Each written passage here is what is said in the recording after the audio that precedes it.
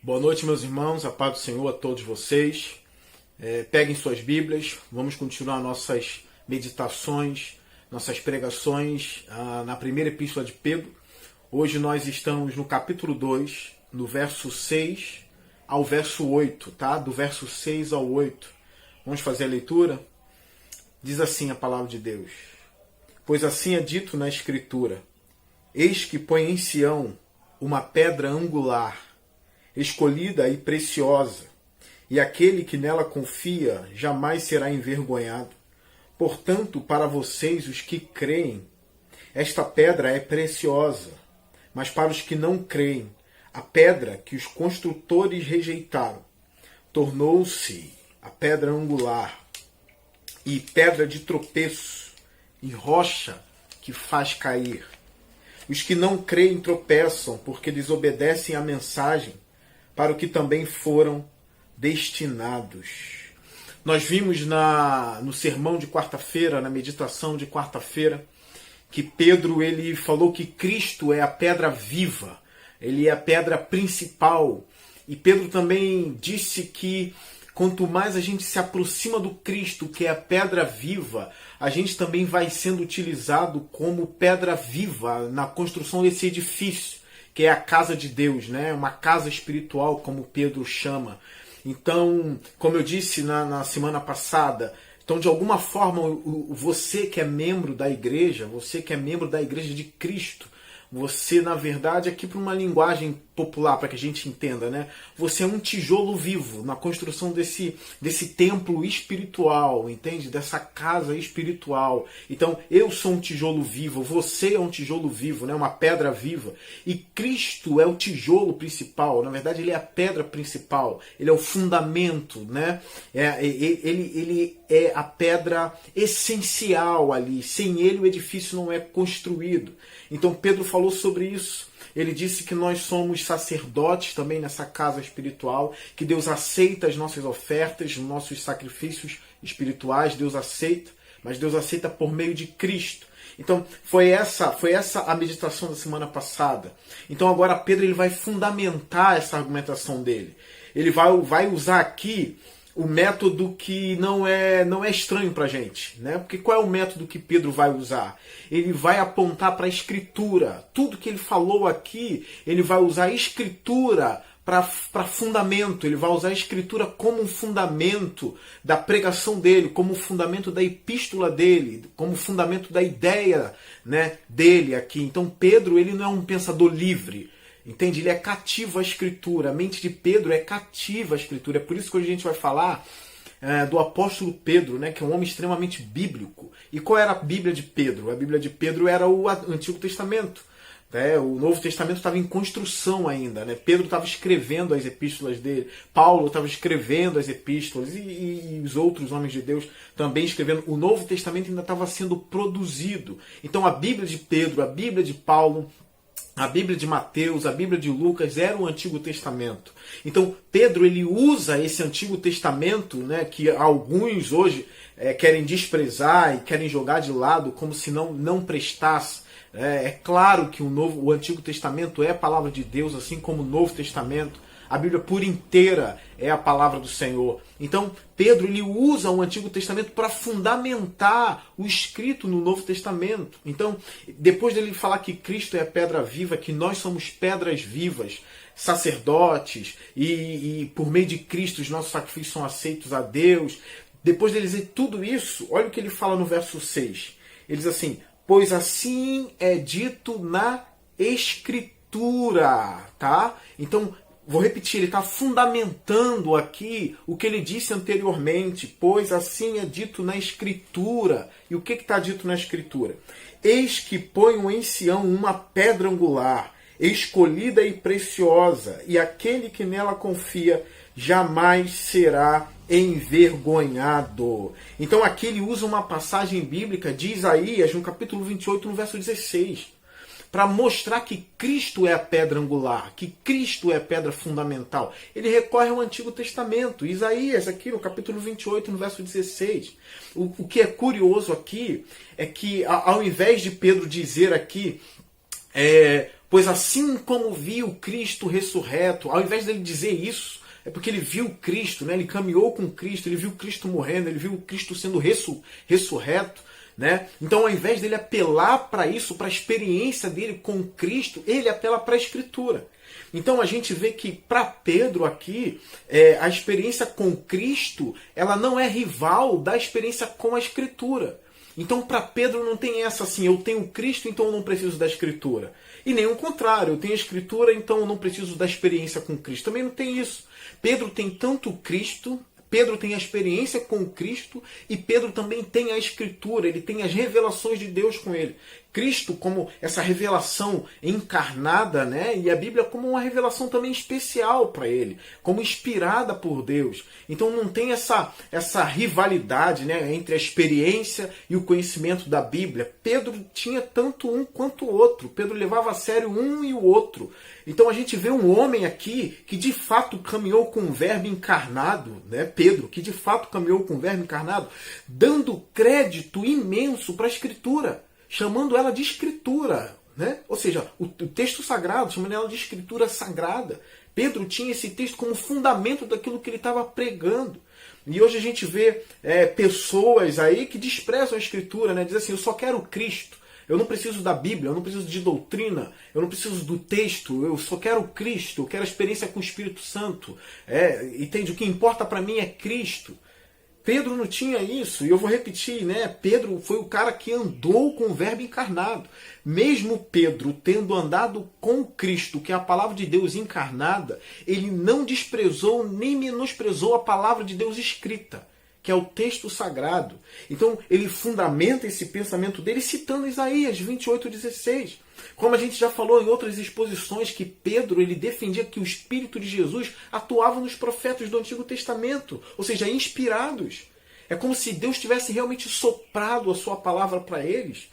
Então aqui, ele põe isso aqui como aquilo que sustenta a ideia dele. Ele usa esse texto de Isaías porque ali parece que Israel, né, estava prestes a ser atacada pela Síria. Né? Então, nesse texto de Isaías 28, Israel vai ser atacado pela Síria. E Israel faz aliança com o Egito, coisa que Deus reprovou. Faz aliança com aquele que tinha escravizado Israel. Faz aliança com o Egito, por quê? Isso testemunhava a incredulidade de Israel. Que Israel não confiava tanto em Deus assim para que encarasse os assírios. Né? Então, eles apelavam o quê? Eles apelaram para onde?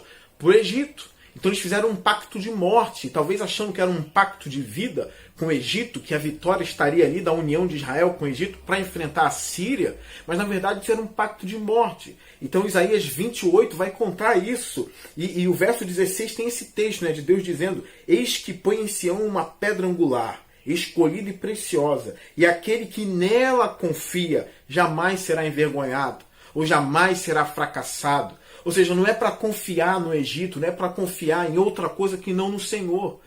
Entende? Então aqui Deus disse por meio do profeta, né, uma pedra angular. E aqueles que confiam nessa pedra não serão fracassados, não serão envergonhados. A confiança está na rocha, a segurança no refúgio. Então Pedro pega esse texto de Isaías para mostrar aqui para os irmãos que estão lendo essa carta naquela época, e para a gente também, né, óbvio, para mostrar que Cristo é sim essa pedra preciosa, essa pedra angular. Né? Então ele usa esse texto para ir fundamentando o pensamento dele. Aí no verso 7 ele diz assim, portanto, para vocês, os que creem, esta pedra é preciosa. Para vocês, os que creem, esta pedra é preciosa. Ou seja, aqueles que creram em Cristo, aqueles que creram na ressurreição do Cristo, que creram na mensagem de Pedro, na palavra do Evangelho, essa pedra aqui, que na verdade era pedra que as pessoas deveriam confiar e não seriam envergonhadas por confiarem nessa pedra, essa pedra também é preciosa para aqueles que creem. Lembra que Pedro anteriormente tinha dito que essa pedra era preciosa para Deus. Como ele diz aqui no verso 4, né? À medida que se aproximam dele, a pedra viva, rejeitada pelos homens, mas escolhida por Deus e preciosa para ele, preciosa para Deus. Agora no verso 7 ele vai dizer, né? Portanto, para vocês os que creem, esta pedra é preciosa. Então, eles não somente confiam nessa rocha, né? Que isso aqui é uma figura, na verdade, pro Cristo. Representa o Cristo vivo, entende? Então, eles não somente confiam, mas eles têm essa pedra como preciosa. É aquilo que eu já falei em algumas pregações, né? A gente está precisando também de uma teologia do amor, né? Como eu disse nos vídeos passados, uma teologia bem fundamentada, né? Uma teologia do amor, porque não é apenas acreditar, né? Não é apenas acreditar no Cristo, é crer nele. Crer é uma entrega total a ele, uma confiança total, junto de sentimentos, de emoções, do amor a ele, né? Então, por isso que eu falo dessa teologia do amor, porque a gente vê Cristo dizendo, né? Aquele que vem após mim, né? E ama mais seu pai, sua mãe, sua família, até mesmo a sua própria vida, mais do que a mim, não pode ser meu discípulo, não é digno de mim. Então, Cristo não é aquele Deus que só se importa, né, com a obediência e com a adoração, né, dos seus servos, e não está importando com amor, se tem amor, se não tem. Ele não é um ditador, né? Na verdade, é uma relação, é um relacionamento de amor, né? Tanto do Cristo quanto dos seus servos, né? Os servos também amam, então é importante a gente ter esse amor por Deus, porque a gente sabe que o amor ele não perece. Né? Aquele que ama, de fato, dificilmente vai largar, dificilmente vai abandonar. Na verdade, aquele que ama está preso por aquilo que ama. Né? Porque o amor é algo tão maravilhoso, é algo tão bom, que você não quer abandonar a companhia que você ama. Entende? Então, é por isso que a gente precisa dessa teologia do amor em relação à divindade, em relação a Deus, em relação a Cristo. Né? Porque é importante isso. Porque não é um Deus tirano, é um Deus relacional. Não é um ditador, mas é um Deus que ama e é amado. Vocês lembram do texto do Antigo Testamento que Deus dizia, né? Vocês me honram com os lábios, mas o coração de vocês está longe de mim. O coração está longe. Deus quer o coração também. Né? Ele quer ser amado também, assim como Ele ama. Então essa teologia ela tem que ser muito bem fundamentada. A gente vê o Cristo se interessando no coração de Pedro, não se interessando somente de ter o domínio do coração de Pedro, mas se interessando no amor de Pedro, nos sentimentos de Pedro, dizendo: Pedro, tu me amas? Ele disse isso 3 vezes. Na terceira, Pedro disse, né, tu sabe todas as coisas e o Senhor sabe que eu te amo. Né? Então essa teologia do amor. Pedro mesmo disse aqui, no capítulo 1, no verso 8, né? Olha que texto bonito, né? Que texto belo, esse do capítulo 1, no verso 8, que Pedro testemunha do amor dos irmãos daquela igreja. Né? Ele diz assim: mesmo não o tendo visto, vocês o amam, e apesar de não o verem agora, creem nele e exultam com alegria indizível e gloriosa, pois vocês estão alcançando o alvo da sua fé, a salvação das suas almas. Então tem salvação das almas. Tem a fé aqui, porque Pedro diz que eles creem nele, sim, que os irmãos da igreja acreditavam, criam em Cristo. Mas Pedro disse, mesmo não tendo visto, vocês o amam. Então Pedro, que amava a Cristo, agora pode testemunhar que aqueles irmãos da igreja também amam a Cristo. Então não é apenas também uma coisa, não é somente algo intelectual, de você compreender intelectualmente a fé, as doutrinas, entende? A prova da existência de Deus. É óbvio que tudo isso é importante, mas tem a ver também com amor. É você amar a Deus de verdade, é chamado para amar a Deus. Para ser filho, é chamada a adoção de filhos, entende? Para ter esse relacionamento com Deus. Então essa pedra viva, que é a pedra principal aqui, ela é preciosa para Deus, mas ela também é preciosa por aqueles que creem.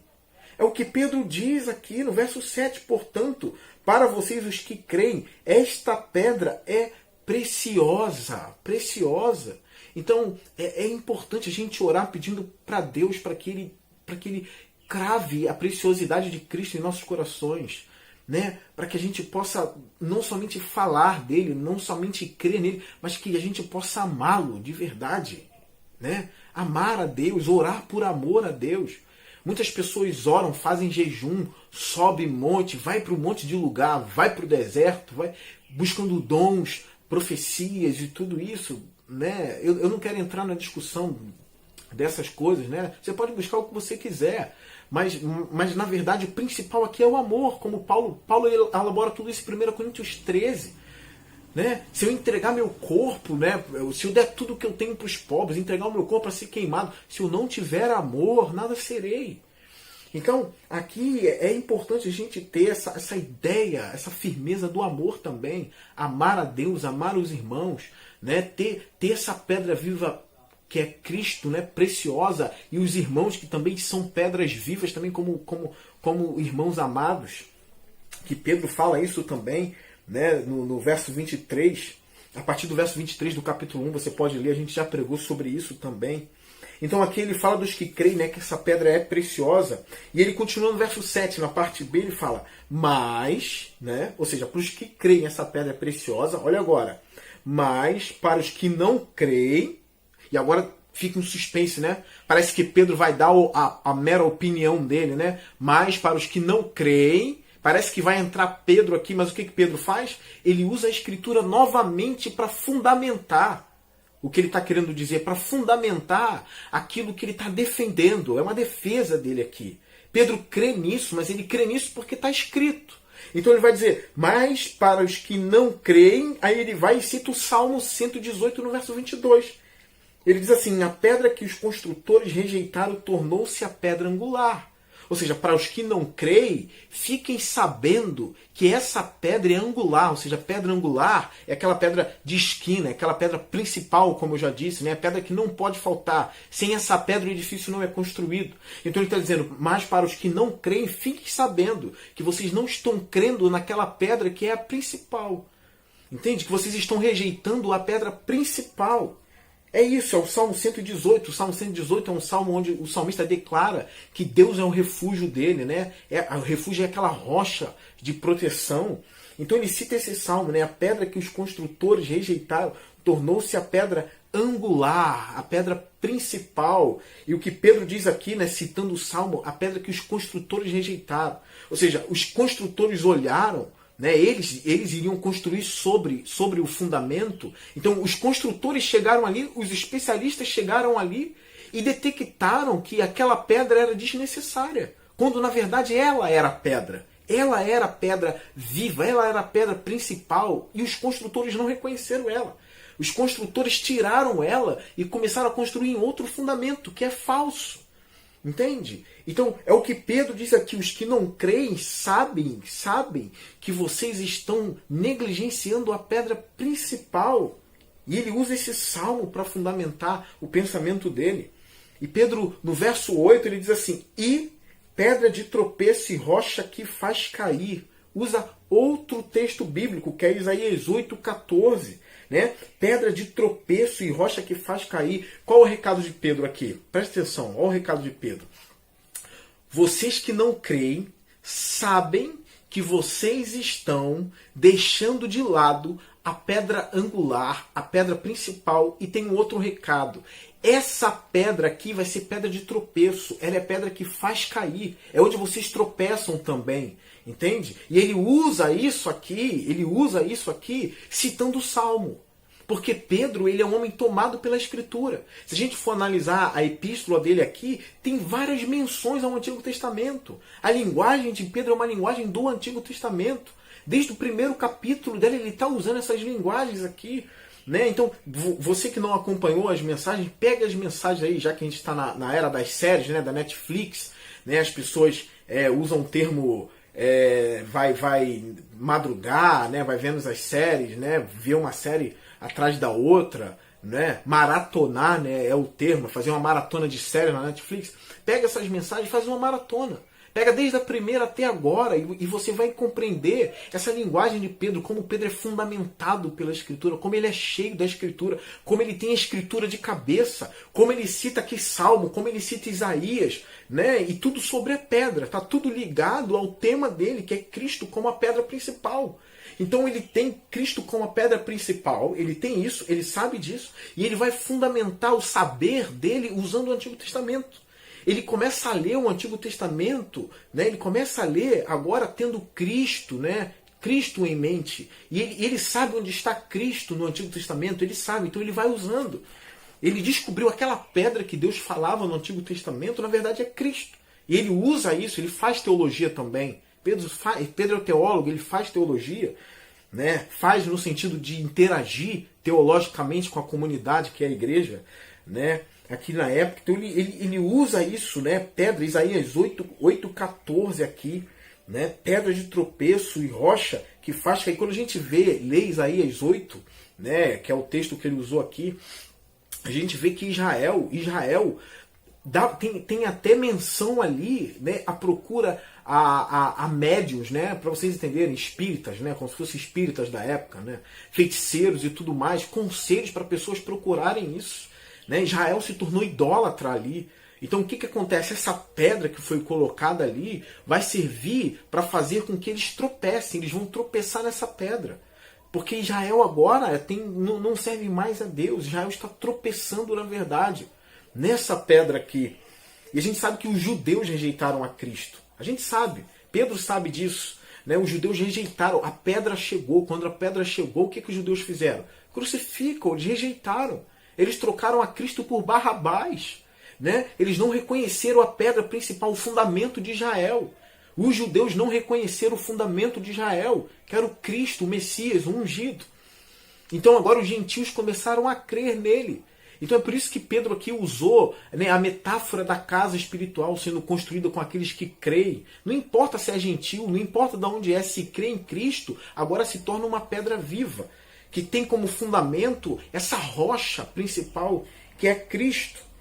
Então depois que Pedro cita a Escritura aqui, ele na parte B aqui do verso 8, ele diz assim, os que não creem tropeçam. Olha a ideia de Pedro. Ele continua usando a ideia do Antigo Testamento. Os que não creem tropeçam, porque desobedecem a mensagem, para o que também foram destinados. O que Pedro está dizendo? Ou seja, aqueles que desobedeceram a verdade, que desobedeceram a palavra do Senhor, né, eles foram destinados a se machucarem na rocha, né, a tropeçarem na rocha, a colidir na rocha. Eles foram destinados a isso. Aqueles que são desobedientes, que não ouviram a palavra de Deus, foram destinados a se chocar e se quebrarem na rocha. Isso aqui é importante porque a mesma rocha que é bênção para uns, acaba sendo maldição para outros, a mesma rocha, né? Então, para os que creem, ela é preciosa. Para aqueles que não creem, ela serve de tropeço ali, né? Ela serve de escândalo, ela serve para fazer eles de alguma forma explodirem nela, né? Porque ela é uma rocha, é algo forte aqui. Isso aqui é importante porque Pedro diz bem claro, os que não creem tropeçam, né? Porque desobedecem a mensagem, ou seja, a palavra. É algo importante a gente entender isso aqui, porque para Pedro não tem meio termo. Para Pedro, quando se trata dessa rocha, dessa pedra viva aqui, não tem como ficar neutro, entende? Ou você crê e se entrega para Cristo, ou você não crê e é rebelde, é desobediente. Então, para Pedro não tem um meio termo, né? Tendo o pensamento de Pedro aqui bem claro, não tem como existir aquele quase crente. Não tem como existir, né? Eu não sirvo a uma igreja, eu não tenho pastor, né? Eu não sirvo a Deus, eu não adoro a Deus, mas eu também não sou ímpio, não. Entende? Eu também não sou ímpio, eu não sou nenhuma coisa nem sou outra. Aí dizem, eu sou mais ou menos crente.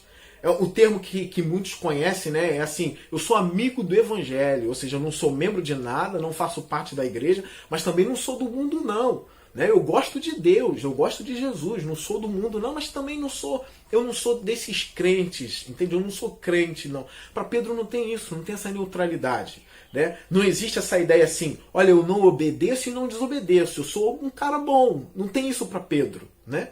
Para Pedro é o seguinte, ou você crê nela e obedece a palavra de Deus, ou você é um desobediente, ou você é um rebelde, e você vai tropeçar nessa pedra. Entende? Então, para Pedro, isso aqui está muito bem claro para ele. É importante entregar a vida a Cristo, né? Confiar em Cristo como Salvador da sua alma. É importante você saber que em relação a Cristo não tem como ficar neutro. Ou você é de Cristo ou você não é. Lembra do que Cristo disse lá em Lucas? Ele falou assim, quem não ajunta comigo, espalha. Entende? Talvez você esteja achando que não está espalhando, né? Que Deus olha para você, olha, ele não é crente, mas também não é ímpio, não, então ele é bom, ele é meu. Não é assim, não é assim. Ou você se entrega para a pedra viva, ou você crê nela e obedece a palavra dela, se entrega, ama a Cristo, crê nele e espera a vinda dele. Né? Ou você é um rebelde desobediente que vai se chocar com a rocha. Cristo ele é o cordeiro, mas ele também é um leão. Entende? Ou você vai caminhar com o cordeiro, ou você vai ver a fúria do leão. Então, no pensamento de Pedro, e bem fundamentado pela Escritura aqui, bem fundamentado na Escritura de Pedro, que era o Antigo Testamento, não tem como negociar. Né? Então se entrega a Ele, entrega a sua alma a Cristo de verdade, né? Confia nele, ame-o, tenha Ele como a pedra preciosa da sua vida, não despreze essa pedra não. Está bem claro ali que Ele é a pedra fundamental da humanidade, entende? A humanidade tem que olhar e ver, essa é a rocha que faltava para a gente, essa é a rocha que nos sustenta. Mas a humanidade negligencia, a humanidade olha para Ele e não enxerga Ele como a pedra principal, né? Como a resposta de Deus para a humanidade não enxerga isso, mas os que creem enxergam isso, e não somente enxergam, mas tem ele como precioso, tem essa pedra como valiosa e preciosa, né? Então essa é a mensagem para os nossos corações hoje, essa é a mensagem de Deus, né, para a nossa vida hoje, para que a gente não haja como Israel. O mundo está agindo como Israel, está rejeitando a Deus, né, como os judeus rejeitaram. Mas você que está na igreja, você que é um cristão, você que confiou em Cristo, você está junto dessa pedra viva, você também se tornou uma pedra viva. Né? Você faz parte desse edifício onde Cristo é o fundamento, né? Onde Cristo é esse fundamento. E já caminhando para o final, eu quero que vocês saibam disso, como eu disse no início aqui, né? Pedro é um homem bíblico, ele é um homem cheio da Bíblia, ele é um homem cheio da Escritura, ele amava a Escritura. Eu repito o que eu disse no início, ele viu o Verbo encarnado e mesmo assim Pedro não desprezou a palavra de Deus escrita.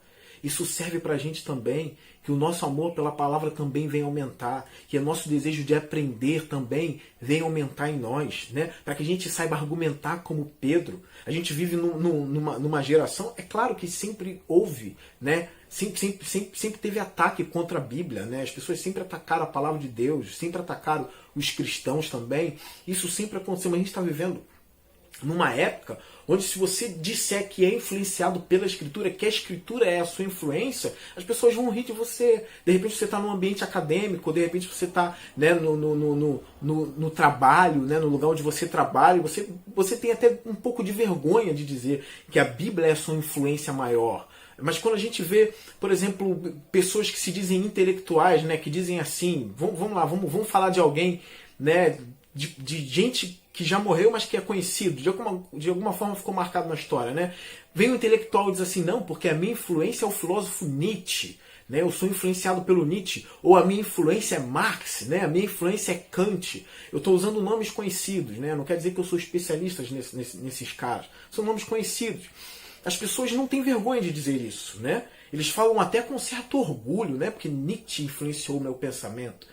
Então, de alguma forma, por causa do mundo, né, ter essa objeção contra Deus, contra a Escritura, né, e querer debochar da nossa fé, querer debochar da Bíblia, aí você às vezes fica com vergonha, né, a gente, né, fica com vergonha de dizer, não, a Bíblia é a minha influência maior. A Bíblia me influenciou de tal maneira que eu vejo o mundo, né, com os óculos das Escrituras Sagradas. Eu vejo o mundo com esses óculos, entende? Então a gente tem vergonha, mas, gente, a Bíblia, na verdade, é o livro dos livros. A Bíblia é o livro mais importante do mundo. Ela explodiu o Ocidente, entende? Então as pessoas atacam a Bíblia, intelectuais, você vê intelectuais ateus que passam anos da vida estudando para atacar a Bíblia. E isso já demonstra o valor dela. Porque isso mostra que a Bíblia não é um cachorro morto, né? A Bíblia não é um cachorro morto. A Bíblia tem um valor porque eles passam anos da vida querendo refutar, querendo escrever contra, porque eles sabem que isso aqui tem uma grande influência. Né? Por exemplo, isso aqui eu estou baseado, né, porque Pedro era realmente um homem que a Bíblia influenciou ele. Ele era um homem totalmente influenciado pelo texto sagrado, não só ele como os outros apóstolos. Cristo também era cheio da Bíblia. A tentação dele no deserto, ele usou as Escrituras Sagradas contra o diabo. O próprio Cristo disse, né, que as Escrituras testemunhavam dele. Né? Moisés, os profetas e os salmos testemunhavam dele.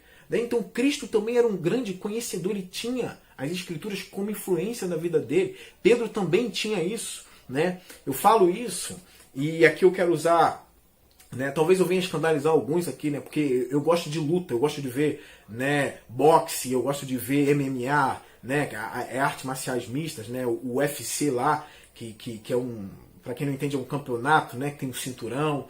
Então eu vejo isso, por exemplo, o detentor do cinturão, o lutador, ele não quer enfrentar alguém que chegou agora, que só tem 2 lutas, né, no cartel. Ele não quer enfrentar. Ele quer enfrentar alguém que realmente tem um valor no esporte. Né? Ele quer enfrentar alguém que lutou com 15 homens ali e nocauteou os 15. Né? Então ele quer enfrentar esse cara. E o cara também quer enfrentar o detentor do cinturão. Porque o detentor do cinturão é o principal, é o cara de valor ali. Entende? Então um quer enfrentar o outro. Um quer enfrentar o outro. Né? É igual no boxe. Se você for lutar boxe, você quer enfrentar o principal. Quem não queria derrotar o Mike Tyson? Né? Todo mundo conhece. Eu vi luta do Mike Tyson quando eu era novo. Eu via, né? De madrugada, eu via as lutas do Mike Tyson, né? Quem não queria derrotá-lo? Então, por isso que muitos tentam contra a Bíblia. Às vezes usam o deboche, mas na verdade eles estão debochando de um gigante que é a palavra de Deus. Eles estão debochando de um gigante que na verdade explodiu o Ocidente, explodiu o nosso mundo, né? Então eles estão debochando de algo que não deveriam debochar. Eles sabem o valor, eles atacam, eles passam a vida toda estudando para refutar isso aqui. Né? Vê se alguém passa a vida toda estudando para refutar o Henri Cristo, né? Aquele doido que diz que é Jesus, né? Que fala assim, meu pai. Vê se alguém não passa, né? Porque ele é um cachorro morto. Então não tenha vergonha, não tenha vergonha. Pode dizer sim, a Bíblia é a influência da minha vida. Né? Pedro era cheio da Escritura, eu também vou ser cheio da Escritura. Não tenha vergonha de dizer que a Escritura é sagrada, né? Que é a sua influência maior, sim. Que a Bíblia te acompanha desde quando você é gente, você que cresceu lendo a Bíblia, não tenha vergonha de dizer isso. Você que chegou agora na fé, é sim a sua obrigação, o seu dever ler esse livro. Né? É sim o seu dever se encher desse livro, dessa palavra. E não ter vergonha de dizer, porque a Bíblia é sim o livro dos livros. Entende? Então, tem um filme, né? Tem vários filmes sobre o rei Arthur, né? Mas tem um que eu gosto muito.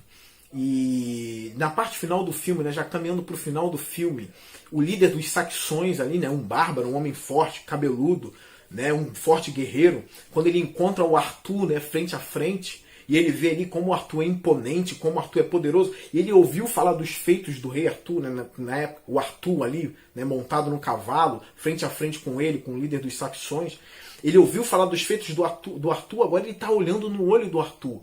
E o Arthur diz para ele, né, algo mais ou menos assim, olha bem pro meu rosto, né, o Arthur desafiando, né, o grande líder dos saxões ali, o Arthur diz para ele, olhe bem pro meu rosto, porque esse rosto aqui vai ser a última coisa que você vai ver no campo de batalha. Ou seja, o Arthur está dizendo que iria matar aquele bárbaro.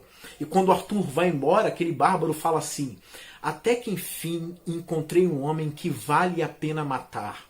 Então, por mais que aquele saxão ele odiasse Arthur, por mais que ele quisesse matar Arthur, ele demonstra o valor de Arthur na fala dele, porque ele diz, até que enfim encontrei um homem que vale a pena matar. Então ele quer lutar contra Arthur, ele encontrou o valor em Arthur, mas ele quer matar ele mesmo assim, entende? Mas o fato dele atacar, dele querer matar o Arthur, significa que Arthur tem valor, né? Que ele é de fato um guerreiro poderoso.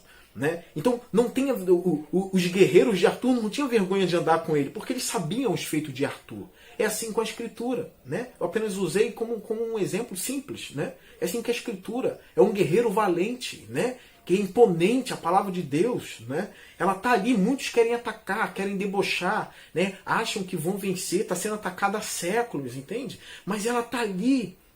Ela está ali, o valor dela está ali. Ela brilha no mundo de trevas, entende? Então por isso que muitos querem atacar. Então não se pode ter vergonha de algo que é muito valoroso e muito valioso. Que tantos e tantos homens querem se opor e se tornar inimigos. Então se muitos homens querem se tornar inimigos da palavra de Deus, isso significa que a palavra de Deus ela tem valor e valor imenso. Entende? Alguém que tem muito inimigo, no mínimo, merecia ser conhecido. Entende? Então as Escrituras têm os seus inimigos. Então leia e não tenha vergonha dela. Né? Não tenha vergonha dela.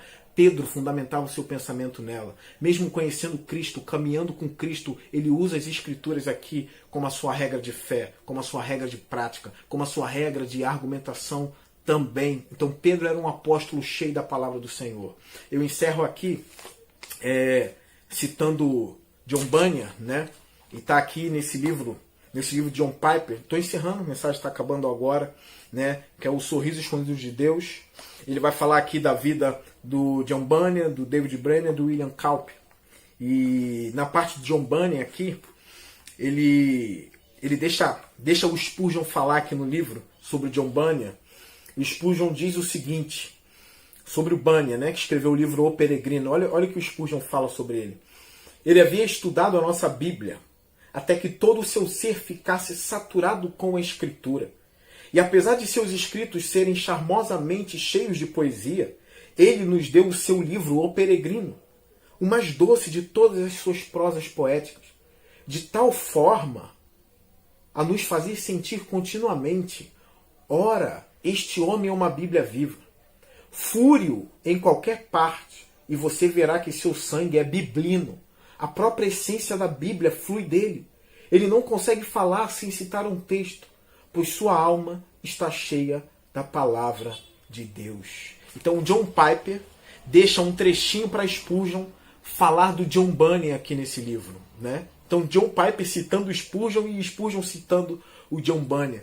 Que John Bunyan era um homem cheio da palavra de Deus, né? E Spurgeon diz que se você cortasse nele, você veria que o sangue dele era biblino, ou seja, cheio de Bíblia no sangue dele. Então que a gente também venha pedir a Deus esse amor pela palavra do Senhor. O amor por Cristo, o amor pela pessoa de Cristo, porque ele é uma pessoa, mas também o amor pela palavra do Senhor escrita, o texto sagrado. Que a gente venha amar, que a gente venha orar: Senhor, coloque as circunstâncias na minha vida, coloque as pessoas certas, os livros certos, para que eu possa ser influenciado e amar mais as Escrituras pelas pregações, né, pelos livros que eu leio. Né? Então me ajuda a amar a Bíblia também, me ajuda a amar o Cristo, me ajuda a amar a sua palavra. Que essa seja a nossa oração. Né? Então se Pedro usa tantos textos bíblicos assim, se a primeira epístola de Pedro está cheia da Escritura Sagrada assim, por que tem muito pastor que não é bíblico? Por que tem muito crente que não gosta de pregação bíblica, mas quer pregações que falem de sonhos, de amizades, né, de delícias e tudo mais?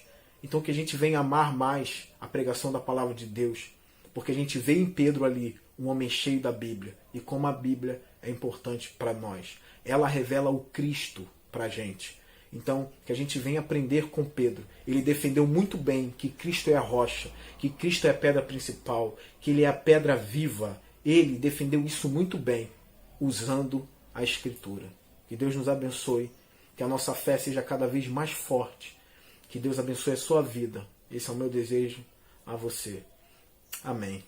Amém, meus irmãos.